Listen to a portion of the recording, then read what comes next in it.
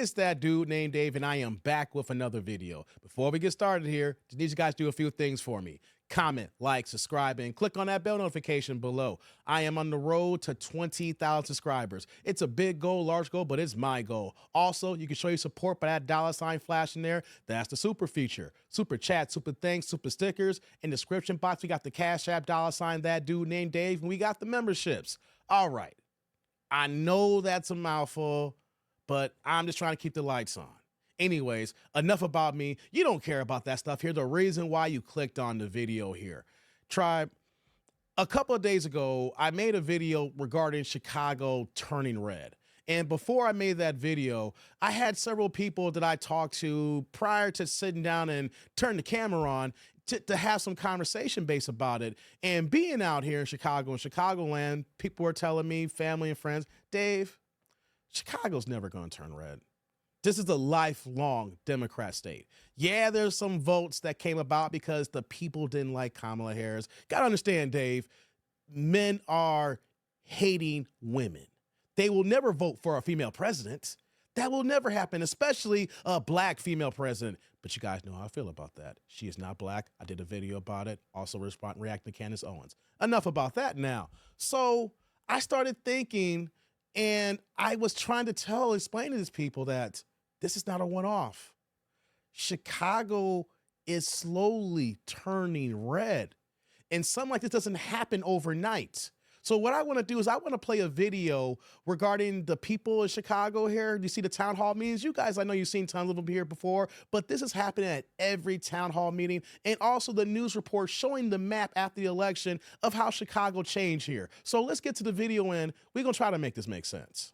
Launching this day after the election, how Donald Trump picked up significant ground in almost every state, including here in reliably blue Illinois.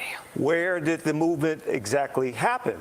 Our political reporter Chris Ty is in the Interactive Election Center to walk us through the numbers. Chris? Hey, Jim and Marie, in Bradley Blackburn's piece, you heard President-elect Trump talking about that mandate, and that is what he's going to govern based on. And when you look at the Electoral College map, look at that map. It is arguably a very clear mandate. Red almost everywhere. The states he wasn't supposed to win, he won. In the states he was supposed to win, he was dominant.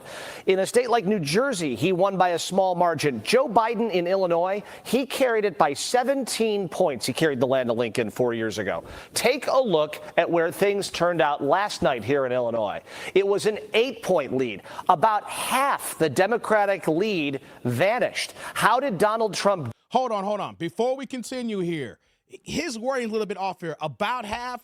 No, yeah, it's about half there, 17% to 8%. And so we're seeing a 6 million vote change here. So at 17% before and 8% now, ooh, wow here. So we're looking at roughly Biden getting about 12 million and change votes in 2024 here. That is a significant change here. Whether people voted Republican, red, or they sat on the couch. And one of the things that is not being brought out here is how many people who sat on the couch who's waiting out saying maybe in the midterms in 2026 or in 2028 next election, I might go Republican this time.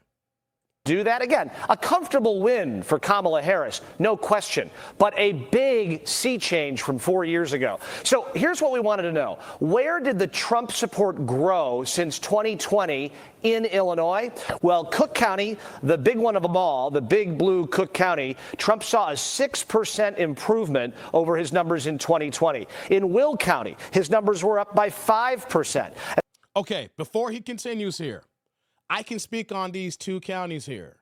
And why is that, you may say? Well, if you've been following me here, I represent Chicago. I've been here my entire life. So what about these two counties here? I currently live in Will County. Matter of fact, I have been in Will County for the last 12 going on 13 years. Now, when we talk about Cook County, in my career, even though I'm a young man, but I'm a middle-aged man, I've been in my career for 24 years. Out of those 24 years, I have worked in Chicago and Cook County for 17 of those years. And in April, it'll be 25 years and then 18 respectively here. So my feet is on the ground.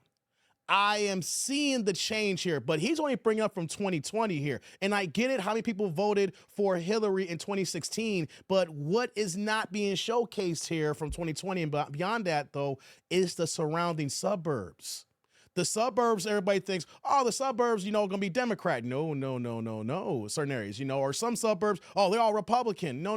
It's a diverse crowd out here, especially in the southwest suburbs, especially the northwest suburbs, and also in the north suburbs, But out here where he's talking about in Will County, I currently live in a town that has a black mayor who's a Republican. And to understand, to see how Chicago has changed since I've been working in Cook County, been in downtown Chicago, I've been in the Loop, I've worked by the Sears Tower, the Merchandise Mart. I mentioned I worked in 230 North Michigan Avenue, which that was Obama's headquarters, where WGCI, the radio station, and the Fox News Chicago affiliates there. I have worked all around the city here. And when you see the people and you're seeing the change, but you will only understand it if you're actually here. And so when you look at that map, the groundswell here, there is so many people, along with FBA brothers and sisters, who are standing 10 toes down and saying, I am not about the Democratic plantation anymore. I am sick and tired of people saying, vote blue no matter who, and I am not seeing my resources, my tax dollars, or anything beneficial from my vote coming to me here. What we're seeing here is the influx in migrants here, where someone in my comment section trying to say migrants is the solution. How is they the solution when they're coming in and eating up our resources, where Brandon Johnson brought up that we are $6 million in the hole because of this migrant surge here, and was trying to raise property taxes by $300 million so he can go ahead and continue spending for the migrants, because he knows when Trump comes into office in January, Trump's already said that the mass deportations are coming here. So we're seeing not only a slow swell, but this is going to continue when you look at this map here, because so many people are just tired. Let's continue.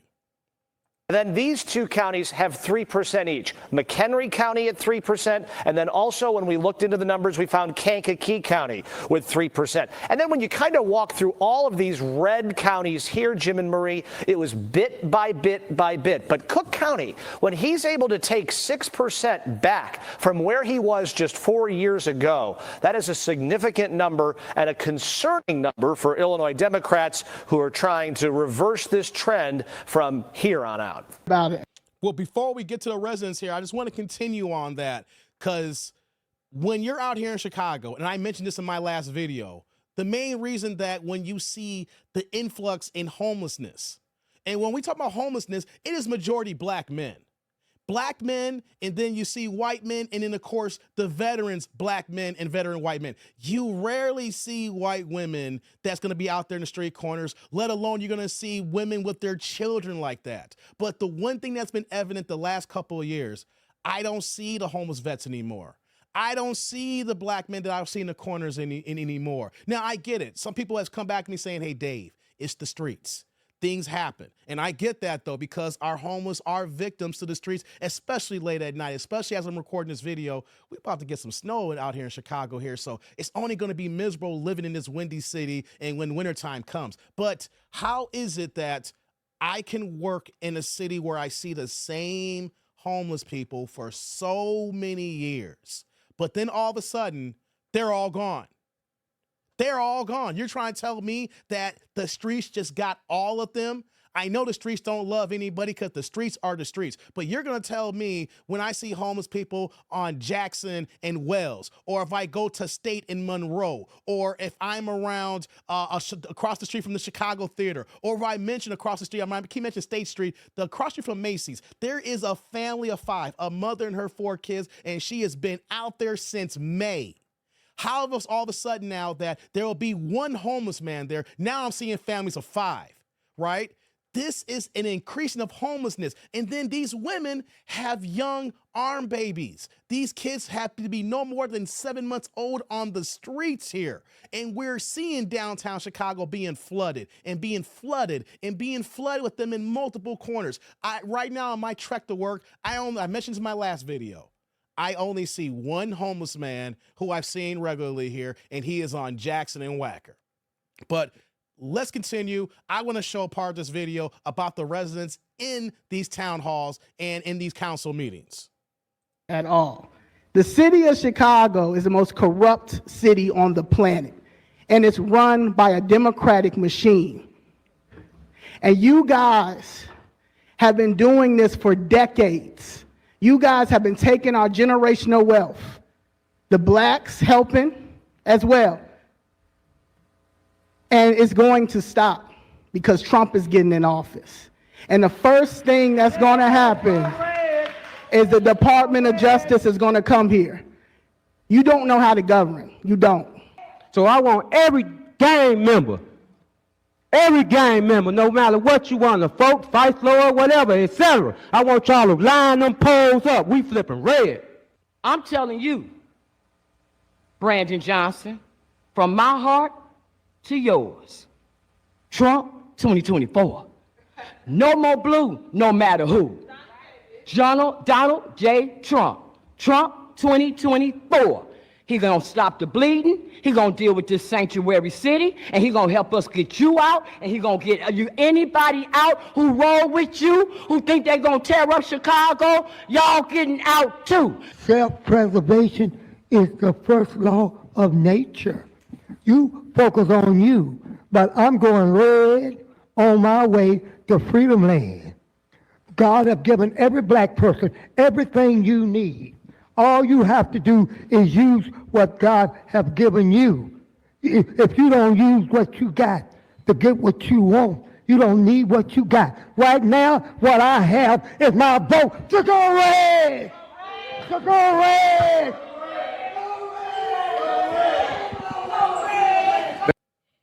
Okay, guys, that's the end of that video, that mashup there. There's been, some of y'all may have seen that, but there's been so many council meetings, whether we go to Dalton because we see how that's being run by the mayor out there, or we see in Chicago of Mayor Brandon Johnson, who is this, we brought a teacher in office, and we see what happens when you bring a teacher to run a major city, not just any major city, the third biggest city in the United States here. Right? So when I talk to other people and they say, okay, Trump's in office now, the Republicans don't like you. What you going to do about that? Well, you know something here? That's true. You can say it that way if we want to be technical. You know, if you want to paint that picture, we want to do the fear mongering here. But you want to know something? The things that the Republicans are campaigning on, to me, sound like a damn good consolation prize to me.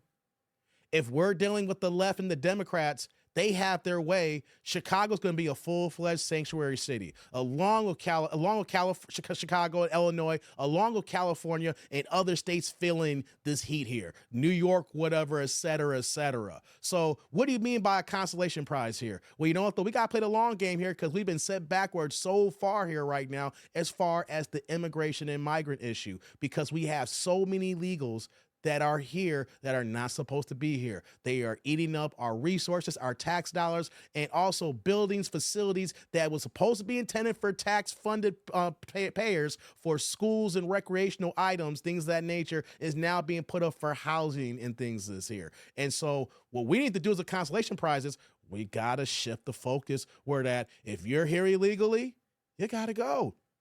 I want you to understand this here.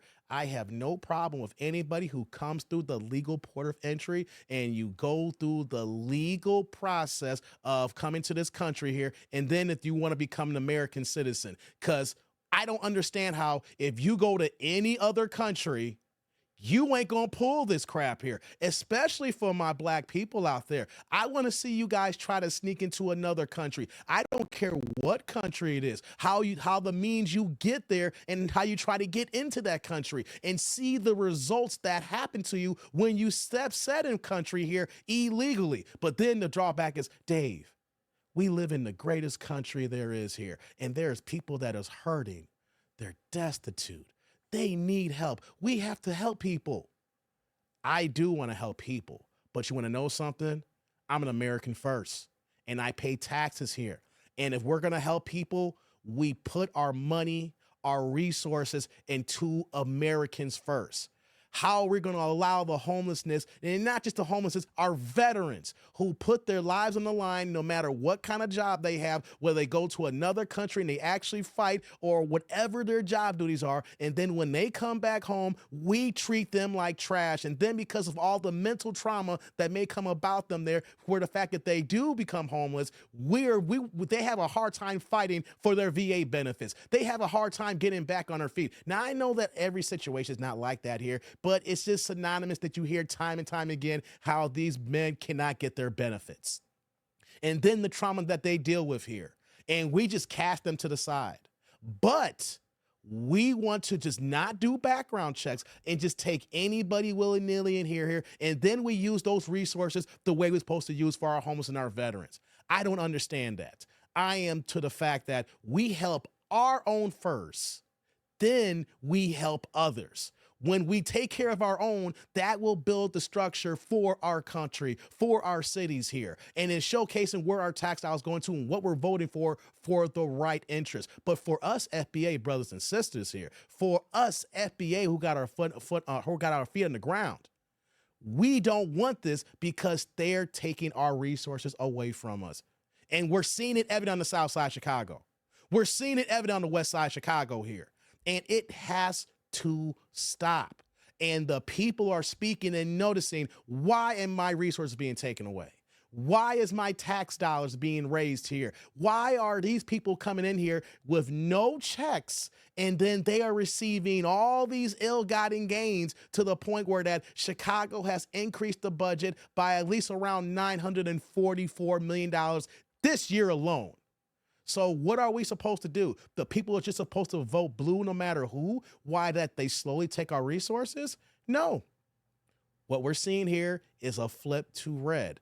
And if it's not red, there's a whole bunch of people sitting on the couch where that the Democrats relied on. So even if it's not flipping red, there is still enough people that will not allow Democrats to get what they want here. And what this election showcased, you don't need everybody.